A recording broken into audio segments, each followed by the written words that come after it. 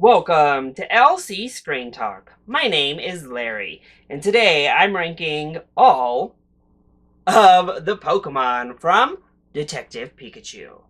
Detective Pikachu is now out in theaters and is sure to delight Pokemon fans across the globe. Not in small part due to the fact that they put so many Pokemon into the film. They don't skimp out on giving us what we really want, and those are the Pokemon. Now, I did put quotations here because I know that this list is not full and complete. There are Pokemon that appear in the crevices of the film that like crawl on wires, that fly up overhead in like a scene, that scurry on by. And then other Pokemon, even some that we've seen in the trailer, don't actually appear in the film themselves. And that's a spoiler for a different day, so we're not going to talk about that. However, what we are going to do is rank 43 of the Pokemon from Detective Pikachu. Now, this ranking is mostly based on looks. I'm just going to say it now. How their design translated into live action form. From there, I'm also going to add in what they did. Were they actually part of the film, or were they literally just like a spot we grazed by a couple of times in the movie? And how much I actually liked their characters or their portrayals in the film. Were they annoying, or did they actually contribute something useful? So that's my personal criteria, but just realize this is my own personal ranking. I'm sure all of you will have different rankings when you've seen the film, so make sure to share your own respectfully in the comment section down below.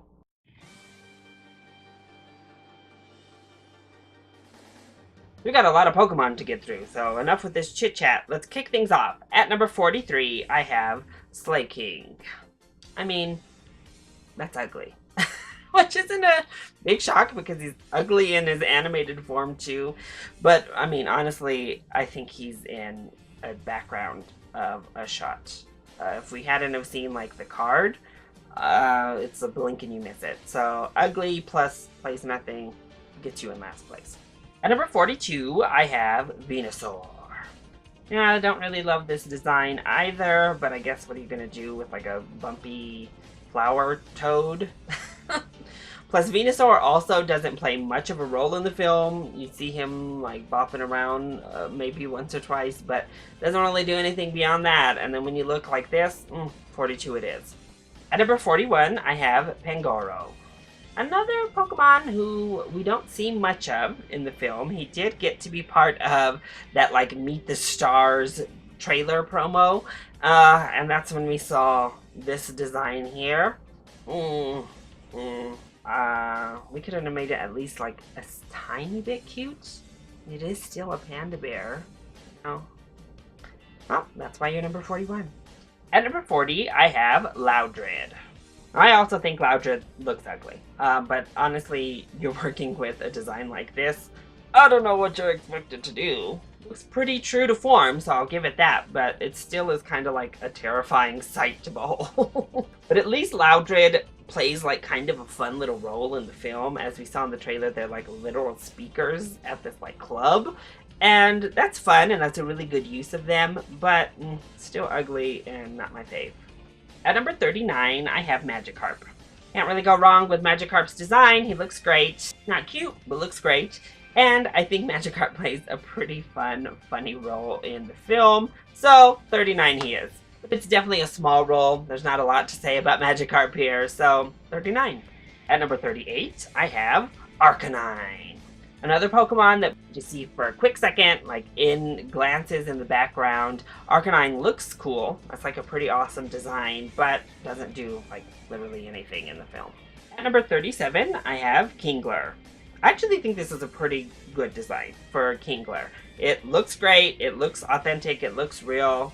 I'm alright with the design there. However, I honestly don't remember seeing Kingler in the movie.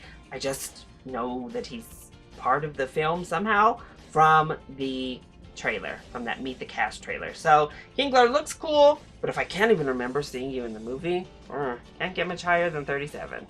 At number 36, I have Lickitung. I actually don't think Lickiting's design is that bad. It looks like a Lickitung, that's for sure. Plus, it had a pretty cute little scene in the film. So that's what gets Lickitung above all these others, because Lord knows it's like a terrifying concept to bring into live action. Ugh. At number 35, I have Brady Air. The Brady Air is seen like twice flying. It kind of perches down in a really beautiful shot. And that's what really makes Brady Air stand out at all, is that beautiful shot that they're highlighted in. And the design looks cool. It looks like a majestic eagle. Pretty much what you had to do with it, right? But really, I mean, blink and you miss it with Brady Air as well. And if you're not familiar with Pokemon, I don't think you're going to be like, hey, look, there goes Brady Air. At number 34, I have Golurk. I mean, this design is actually pretty awesome, I'd say, and again, very authentic to the animation. Doesn't do much, but he definitely stands out in the one scene he's in, so there you go. Hey, Golurk. At number 33, I have Treecko. So Treecko, I know, is in a couple of like little scenes within the film, but we really get the best look at him in the promo trailer bit. And I mean, he's a little lizard, but I was hoping for cuter. That's the main problem with Treecko. So, doesn't play a significant enough role in the film, really, to bump his status up. And is not as cute as I want him to be. At number 32, I have Dodrio. I think this is about as good as they could have designed Dodrio, if I'm being honest. He looks pretty awesome, and Dodrio can look awesome with those, like, ferocious bird faces. Dodrio is another Pokemon we just kind of see running around in the background every now and then. Doesn't really do all that much. We don't really get to know a Dodrio or anything, but the design is cool, and when he is on screen running around, your eye is drawn to the Dodrio. At number 31, I have Sneasel. I think this design is actually kind of cute, pretty cute. Nice little fuzzy design for Sneasel here, and I just kind of like Sneasel as a Pokemon. I mean, it's pretty much useless, but it's just a cool little cute design I've always been drawn to. However, Sneasel is another one that I don't really remember seeing in the film at all, and really just remember from Meet the Cast type of trailer that they did. So Sneasel's there, he looks cute, he's a Pokemon that I enjoy, so 31 it is. At number 30, I have Octillery. I think it'd be hard to mess Octillery up. I mean, it's a big red octopus, and that's exactly what they delivered. So Octillery just ranks above these because I do actually remember his quick little moment in the film. He was working that little restaurant, and I just thought it was a really funny, fun use of him as a character. So they got the design right. I remember his very small role in the film, but that's enough to get you into the top 30. At 29, I have Pearleon. It's another one I don't remember in the movie at all. There's definitely a chance Pearleon was in there somewhere. I just don't remember, and only remember this Pokemon from that trailer, which introduced so many of them to us, thankfully. The design is cute. It's about as cute as it was going to get. However, I don't remember you in the movie, so 29 it is. At 28, I have Machamp. Machamp, I do remember the film because he's directing traffic, which was really fun and was actually a really useful shot in introducing us to this world. As it showed that Pokemon have jobs and they're just kind of integrated into everyday life. His design looks great. He looks just like a Machamp. Helped in the world building, establishing their role here. Yeah, he's fine. So 28 it is. At number 27, I have Gengar. You only get to see this like Gengar in action for a little bit, but it's such a cool use of powers, and we don't see a whole lot of like power uses in the film from the Pokemon, honestly, and so it was really cool to see that kind of Gengar in action. And I thought the design was fitting, if not just a tad on the weird creepy side rather than just like ghost creepy.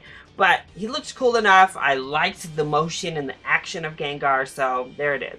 At 26, I have Blastoise. Blastoise is also only featured in that one scene with Gengar, thus they rank pretty similarly. I really think Blastoise's design looked cool. We didn't get to see a lot of his design though. Getting to see him in action using one of his moves was awesome. Again, just a highlight to get to see that. At number 25, I have Evie. Don't think Evie was in the film either, y'all. Really was just featured in that Meet the Pokemon video. And of course, we all love Evie, like the cute little Pokemon who can give us so many other types of Pokemon. But something is just a little bit off in Evie's like head shape and face. It's hard to pinpoint, but they definitely could have made Evie cuter. That's the main problem I had with Evie. Plus, we didn't really meet it at all, so 25 it is. At number 24, I have Growlithe. So Growlithe made a couple of appearances in the film, and every single time Growlithe came by, I was like, oh, because they are so short and little, just kind of like these little dogs with these huge bushy tails. I thought they were so cute. They looked a little bit dingy, actually like a little bit dirty, but even kind of like dingy and dirty every time they came through. I was like, how cute are those Growlithe? At number 23, I have Flareon. Flareon makes it this high on the list because, one, it looks beautiful. I just think it looked gorgeous in the design. But also because of its entrance. It makes like this grand entrance. However, that's like literally its entire part in the film, which was a huge shame and letdown. But design-wise, Flareon was more successful than Evie. I just wish we had more Flareon. At number 22, I have Marlo. These little Marlos are only in one scene again, and they don't really do anything except add beauty and atmosphere, which is a lot for me. They really added to the world. Seeing them float up with the Bulbasaur, the lights, the cute little faces, I thought that they were very effective in creating this really type of magical moment with the Bulbasaur that it had to rank this high for me personally. I thought they created a beautiful scene. At number 21, I have Emolga. I mean, come on. Emolga is just adorable. It has a couple scenes really quick in the film itself, but this little Meet the Pokemon video is so flippin' cute. And pretty much single-handedly why Emolga is this high up. If they had used an Emolga anywhere in the film, almost definitely it would have been like top 5. At number 20, I have Rufflet. Rufflet is also so cute. Look at that feathery little head. Oh my gosh, I love Rufflet. But what puts him just above Emolga here is that I actually remember a little bit more seeing the Rufflet in the movie because it just kind of like stands out the way it bops. It's so cute. I loved it. My eye was like drawn to it, and I remember seeing Rufflet, you know, off in the background behind that like steel cage thing. It worked, and he's adorable. At number 19, I have Snorlax. I mean, look at him. Look at Snorlax. Just chilling, sleeping, not bothering anybody with his big old fluffy self. This is the perfect imagining of a Snorlax for the real world. I loved it. He doesn't do like anything in the movie except, again, kind of help create the world building and atmosphere, having to direct around the Snorlax. It was great. So I loved it. He's at number 19. At number 18, I have Pancham. Now the little panda, that's where we get the cute. Look how adorable he is. And Pancham's little intro in the Meet the Pokemon, Meet the Cats video, just stole my heart. I loved it. We also see a couple throughout the film in the background. They don't make too much of an imprint on you other than just like kind of being there, but he was just too cute to put any lower. At number 17, I have Pidgeot. So there are some Pidgeys and Pidgeotos that are just like a part of a mass group of birds flying overhead. But they're kind of part of that lumped group of Pokemon that you know are there, but literally are just kind of there to add to the atmosphere. We don't really get good looks at them. We don't see them at all. They're not in really any of the promotional materials other than being in the background to add. However, Pidgeot has an actual role in the film, actually does something. We get a good view of him. And Pidgeot looks great in the movie. I thought the design worked really well. Plus, I really enjoyed the role that Pidgeot did have. It was effective. It worked for the film.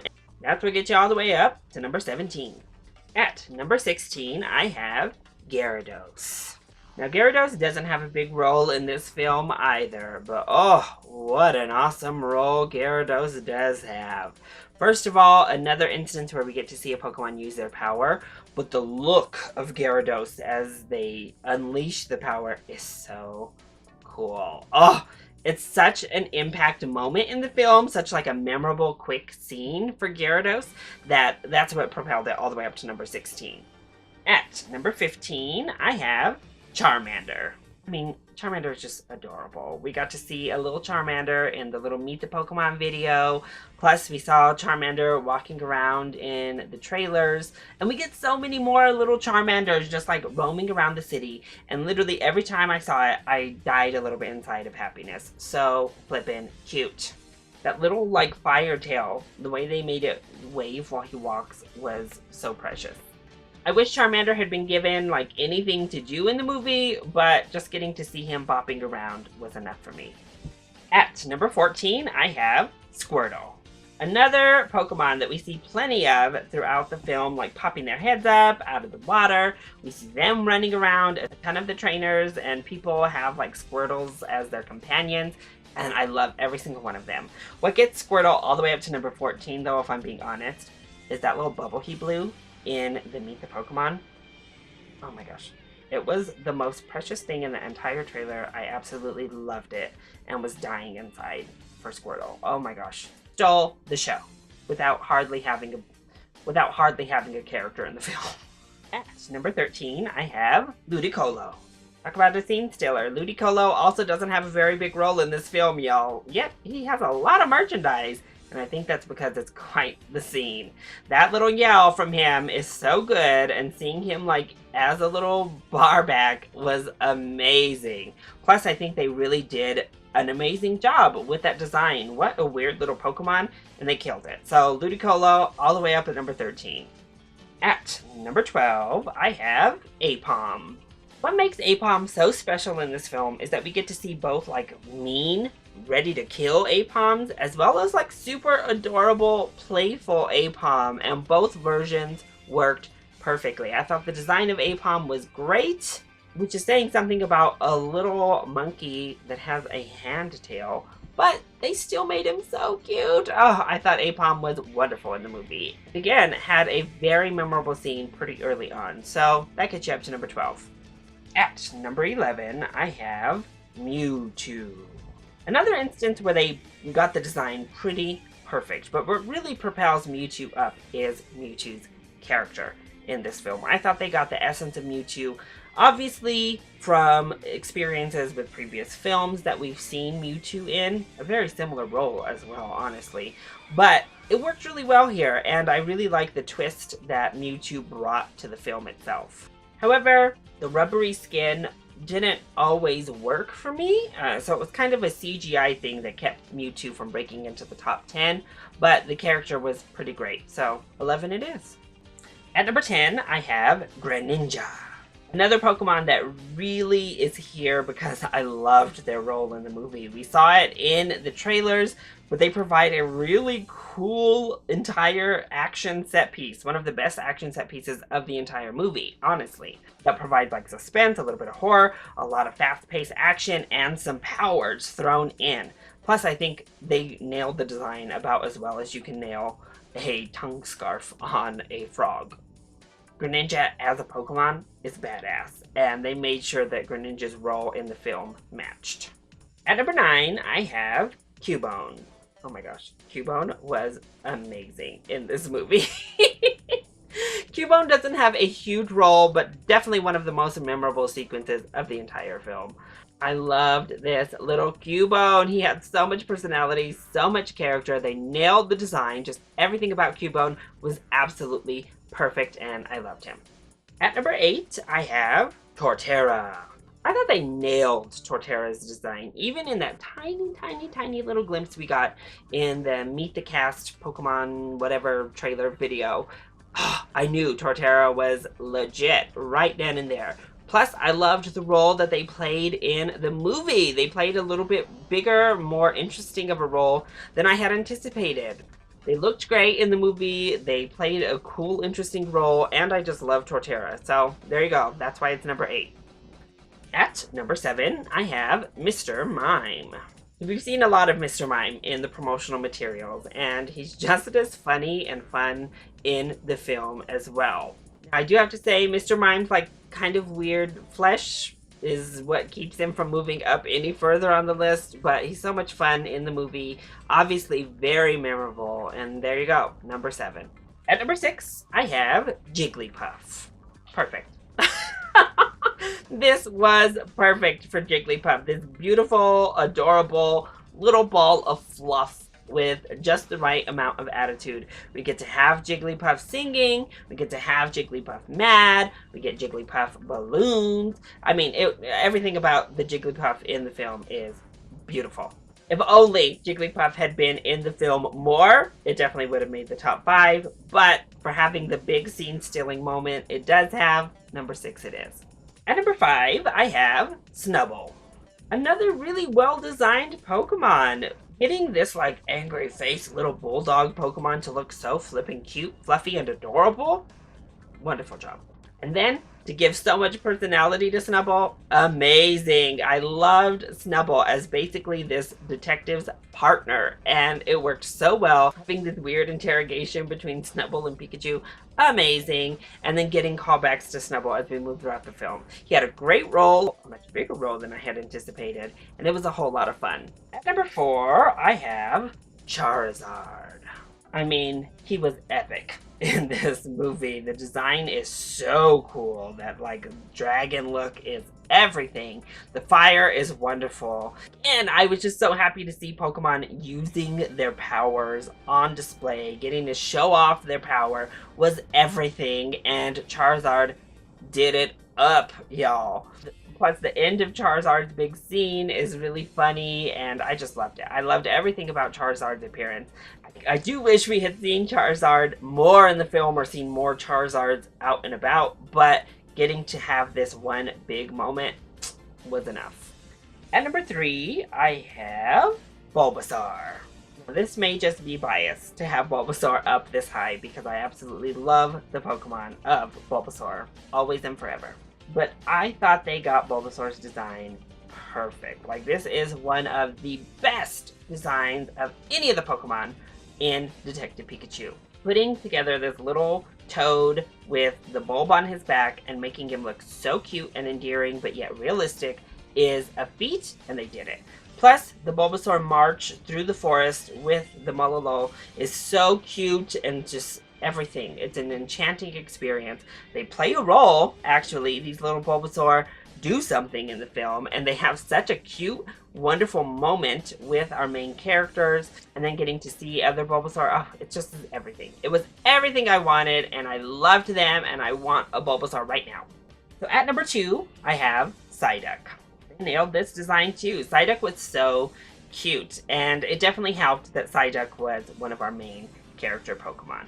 And they gave him so much personality. This little Psyduck was adorable, like this little neurotic, headache-filled Psyduck. Oh, it was so cute.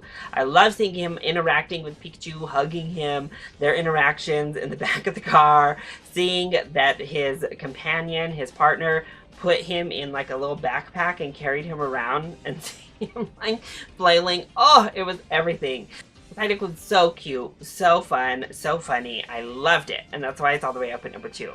And then number 1, obviously, is Detective Pikachu himself. Oh my gosh. Does it get cuter than this Detective Pikachu design? Because I don't think it can. Like, unbearably adorable. Give me a Pikachu right now. I loved it so much. I was like freaking out every time Pikachu was on screen. It was like, oh my gosh, I was like exploding in the theater with cuteness.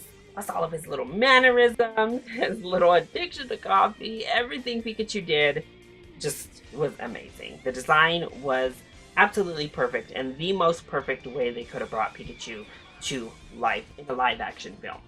Plus, the character is obviously amazing. It gets the most development out of any of the Pokemon characters in the film, and honestly gets some of the most development out of any character, period. The film is named after him, after all. So it's really no shock that Detective Pikachu has to come in at number 1. Design, perfect. Cuteness just breaks the charts. And character, amazing. So that is my ranking of most of the Pokemon featured in Pokemon Detective Pikachu. What did you think of how I ranked the Pokemon that I deemed significant enough within the film and marketing to include here? And what would your ranking of all the Pokemon from Detective Pikachu look like? Let me know either in the comment section down below, or you can hit me up on Twitter. Also, make sure to like this video down below if you had a good time, and subscribe to the channel so you are always up to date on our latest videos. I love you all so much for your continued support. Mwah! Thank you for watching, and I'll see you next time. Bye!